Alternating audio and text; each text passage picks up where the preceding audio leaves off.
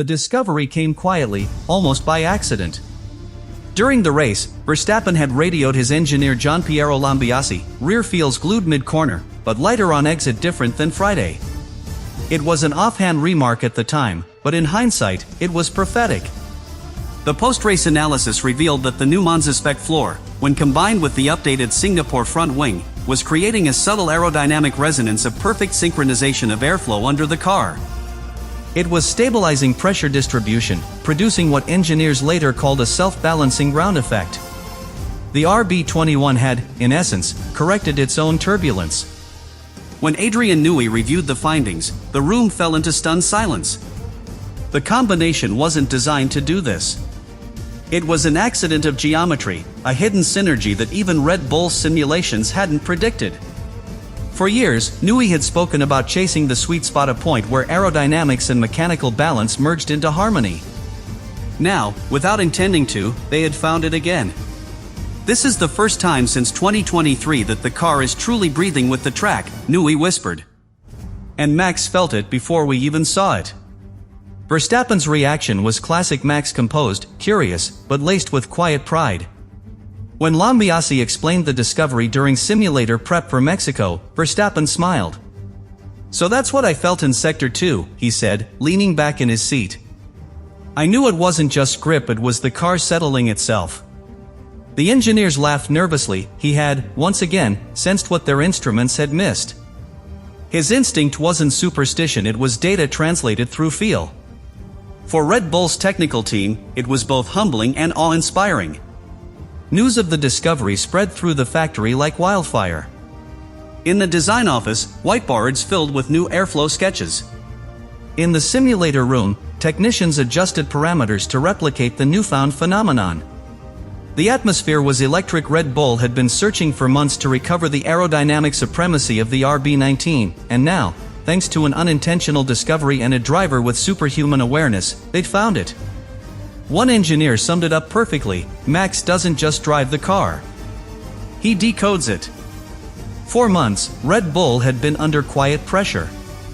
The once invincible team that had ruled Formula One since 2022 suddenly looked mortal. McLaren's relentless development had turned Lando Norris into a genuine title contender, and Ferrari's straight-line speed was threatening on circuits where Red Bull once dominated. Inside Milton Keynes, there was unease, not panic, but a kind of unfamiliar silence. The RB21, the car designed to continue the dynasty, was showing cracks. Inconsistent balance. Fluctuating tire degradation. A feeling of disconnect that Max Verstappen, more than anyone, could sense from the very first laps of the European summer. By the time the team arrived in Austin, Verstappen knew what he was walking into. The car felt alive again on certain tracks, but temperamental, like it was waiting for the right conditions to wake up fully. In practice on Friday, he tested 3 different ride heights in 20 laps, running data-gathering programs instead of chasing lap times. "It's not the car, it's the interaction," he told his engineer, Gianpiero Lambiase, during FP2. "We're missing consistency through load transfer." It was a clinical assessment, the kind that reveals a driver who reads the car the way an artist reads a brush. Qualifying began under pressure. Norris had topped both practice sessions, and whispers of McLaren's aerodynamic efficiency filled the paddock. But Verstappen was unmoved. He treated the session not as a battle, but as a study in adaptation. He braked earlier than usual, played with throttle sensitivity mid-corner, and attacked curbs with a precision that looked effortless but was anything but. His final lap, a 1 minute 32.5, didn't just secure pole, it dissected the circuit with mathematical exactness. When the timing screens froze, the silence on the Red Bull pit wall said everything. The balance issues that haunted the RB21 elsewhere were gone. Max had extracted perfection from imperfection. Race day told the real story. The Austin heat punished tires, ambient temperatures nearing 50 degrees. The track was slick, the grip unpredictable, and yet Verstappen made it look like Sunday practice. From the moment the lights went out, he was in control. No wheel spin, no drama. By lap 12, he'd built a 6-second lead. He managed every phase: high speed, medium, braking zones, as if he were conducting an orchestra. Behind him, Norris and Piastri struggled with degradation. The RB21, suddenly, was serene. But what no one realized at the time was that something deeper was happening. The car wasn't behaving according to simulation. It was outperforming expectations in a way that confused the engineers. Verstappen, however, already knew. His post-race comments were brief but telling. "The rear was very connected," he said. "Different from before. It's like the car finally breathed." At the time, it sounded poetic. Later, it would prove prophetic. When the engineers ran the post-race telemetry, their confusion turned to disbelief. The car's aerodynamic pressure data didn't match its projected model. Under certain speeds, it was generating more efficient downforce than ever recorded in the RB21's lifecycle. Verstappen's feedback from the cockpit had been exact. What he'd felt, the rear stability, the smooth load transition, the sense that the car had come alive, wasn't an illusion. It was the first sign of the aerodynamic anomaly they'd later call the harmonic floor effect. It wasn't supposed to happen. The floor introduced in Monza was designed for efficiency, not flexibility. But the interaction between the new front wing and the altered vortex structure under the chassis had accidentally unlocked something beyond Red Bull's simulations. Verstappen, without knowing the math, had sensed the shift immediately. "The car's talking to me again," he told Newey that night. The words sounded almost spiritual, but inside Red Bull, they meant something very specific. They meant the RB21 had rediscovered its dialogue with its driver. For Red Bull's engineers, Austin was no longer just a victory. It was a mystery.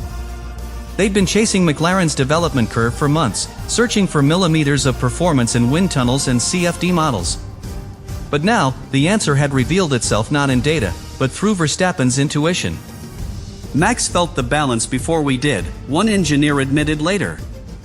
"He's not reacting to grip, he's anticipating it. That's what separates him." By the end of the weekend, the tension that had hovered over Red Bull since the summer had vanished. Verstappen didn't just win in Austin, he recalibrated the team's belief system. He proved that even in the era of sensors and algorithms, the most powerful tool in Formula One is still a driver who feels what others only see. Adrian Newey leaned over the data, silent. His fingers traced the peaks and troughs on the screen, and for a moment, he said nothing. Then, in that calm, deliberate tone that has defined his genius for decades, he murmured, "We've been chasing this for 3 years." The room went still. Because what they were seeing wasn't a flaw, it was perfection. The RB21 had found a self-regulating aerodynamic equilibrium, a phenomenon they hadn't designed, but one that every engineer dreams of discovering by accident. They called it the harmonic floor effect. At high speeds, the airflow beneath the RB21 began to synchronize with the vortices produced by the car's front wing. Normally, that interaction is chaotic, unpredictable, volatile. But in Austin, the specific combination of the new Monza floor and the Singapore front wing created a resonance. Instead of fighting the turbulence, the car absorbed it, stabilizing aerodynamic load through corners and improving efficiency by nearly 4%. It was like finding a musical note that made the entire car sing in tune. The discovery was breathtaking, not just for what it meant technically, but for what it revealed about Verstappen himself. During the race, he described exactly what the engineers were now seeing in data: the breathing sensation of the rear floor, the consistent traction through long corners, the connection between throttle modulation and aero load. He hadn't seen the numbers, yet his words mirrored the telemetry with eerie precision. The rear's alive but balanced, he'd said on lap 19, a line that matched perfectly with the onset of the floor's harmonic stabilization in their analysis. For most drivers, aerodynamic behavior exists in theory, something felt indirectly through grip or vibration. Verstappen, somehow, senses it directly. He doesn't describe symptoms, he diagnoses causes. It's what separates him from even the elite. As one senior engineer put it, when Max says the floor's breathing, we don't ask him to explain. We just listen. Red Bull's technical team immediately began to study how to replicate and control the phenomenon. CFD models were rerun, wind tunnel tests rescheduled, and Verstappen's feedback sessions extended into the night.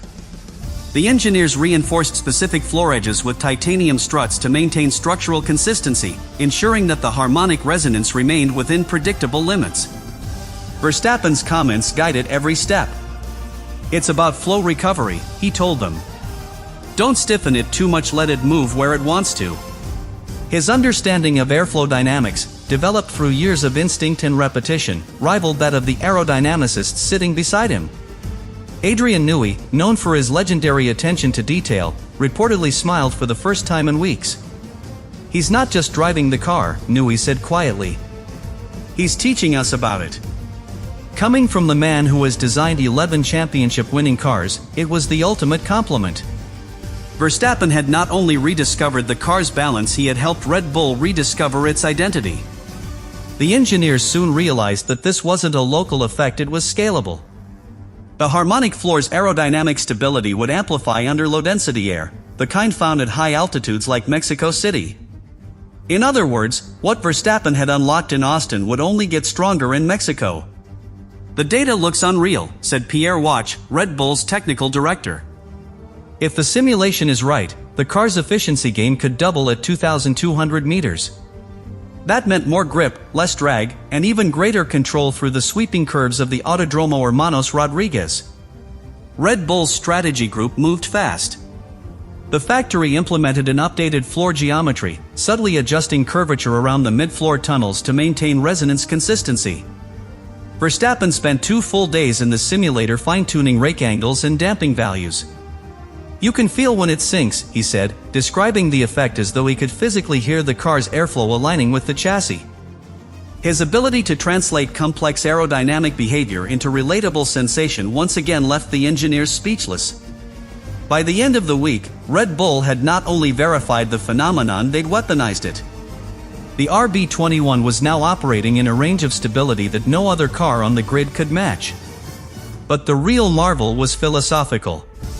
In an era when Formula One is defined by sensors, AI, and machine learning, it was human instinct, Verstappen's unfiltered connection to his machine, that uncovered the breakthrough.